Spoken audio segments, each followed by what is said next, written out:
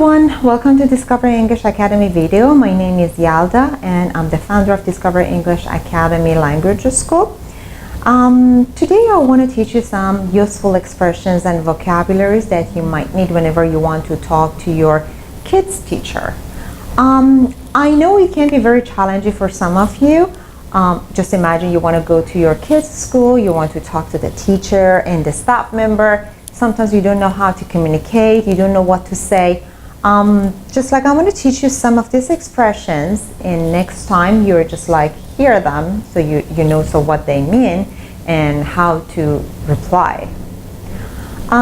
So here is a dialogue, so I'm going line by line, and for each expression that I'm saying or each sentence I'm saying, I'm going to just like tell you the different different way of saying that sentence. So we're going through the dialogue line by line, and so you will learn how to just communicate with the teachers, okay? Just imagine you're going to meet a teacher, and the first sentence the teacher might say is, "Hello, you must be Ellie's mom." Ellie, so it can be your child's name, right? You must be Ellie's mom. Or the other way of saying this sentence can be, "You're Ellie's mom, aren't you?" So so this type of questions, we call them tag questions. And whenever you're just asking tag questions, whenever your voice goes up, like "aren't you?" it means you don't know the answer or you're not sure about the answer. But if you use falling intonation, "aren't you? You're Ellie's mom, aren't you?" it means you know the answer, you just need the confirmation, okay? Or the other way of saying that, "I'm guessing you're Ella's mom." Or "I'm Ella's teacher and you are," and so you can introduce yourself. You can say, "Yes, I'm Alexandra. You can call me Alex." Alex is a short form of Alexandra. If you have a preferred name, so you can use this sentence to say, for example, "You can call me this." Or you can say, "Most people call me Alex. I usually go by Alex." Or "Alex is fine." These are different ways of saying that sentence, okay? And the teacher will say, "Nice to meet you, Alex." Nice to meet you. T and Y, whenever they come together, if you want to sound more like native speakers, so you have to just pay attention to the pronunciation as well.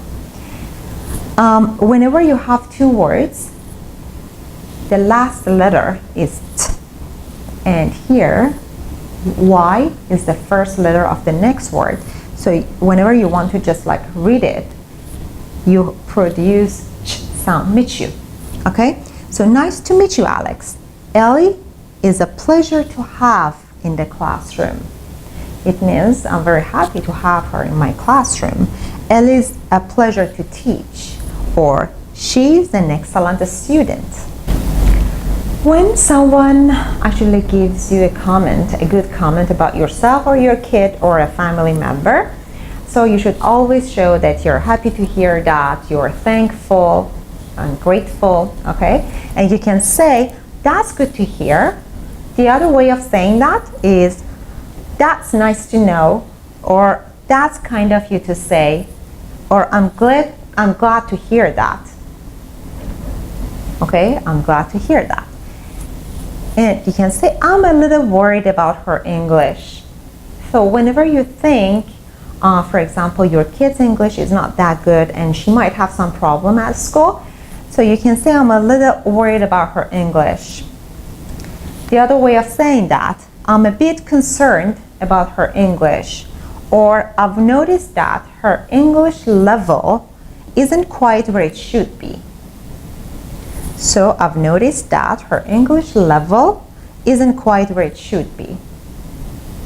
I'm worried about my kid's English.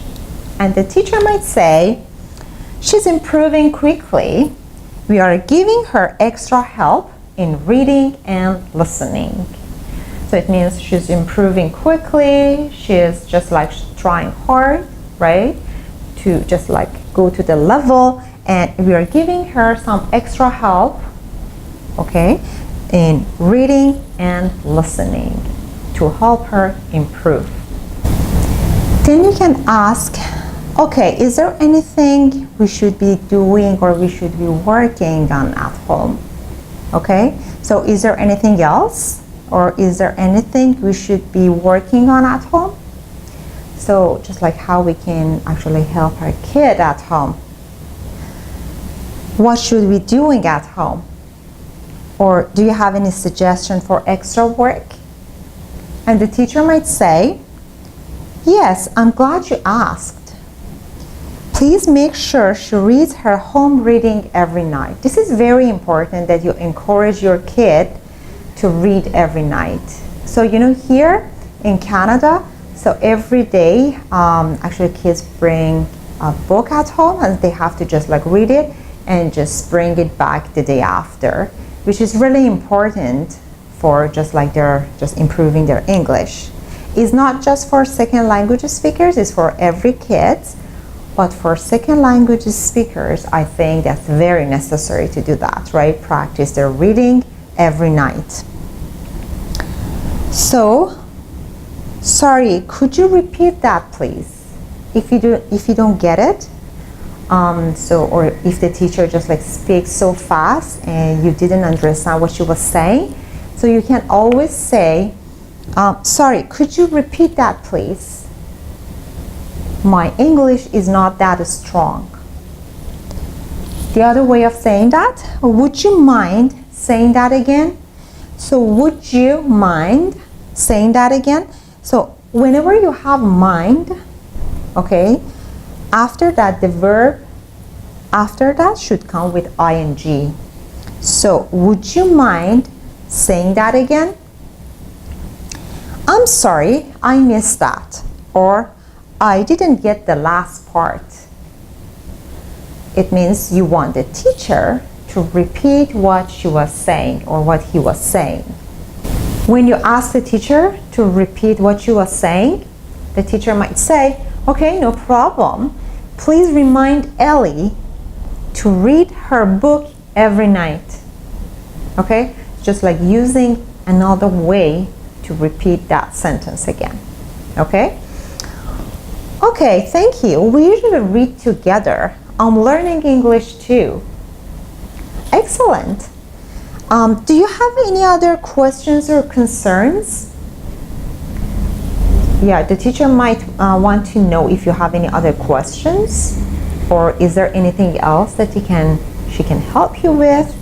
So say, are there any other questions at this time? Or can I help you with anything else? If you have any other questions, I'd be happy to answer them. And if you have more questions, you can always ask the teacher.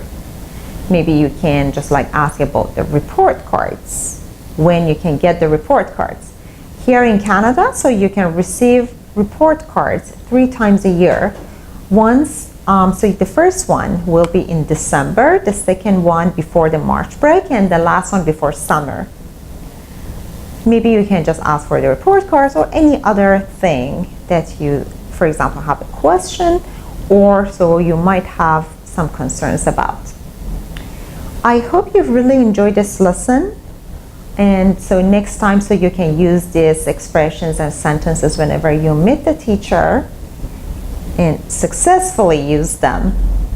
If you want, so you can just like subscribe to our YouTube channel, and every time that I upload a video, so you'll be notified and you can always watch the videos. So we'll have 50 something videos in there, and you can go through them and just like learn different expressions, just like in different situations there.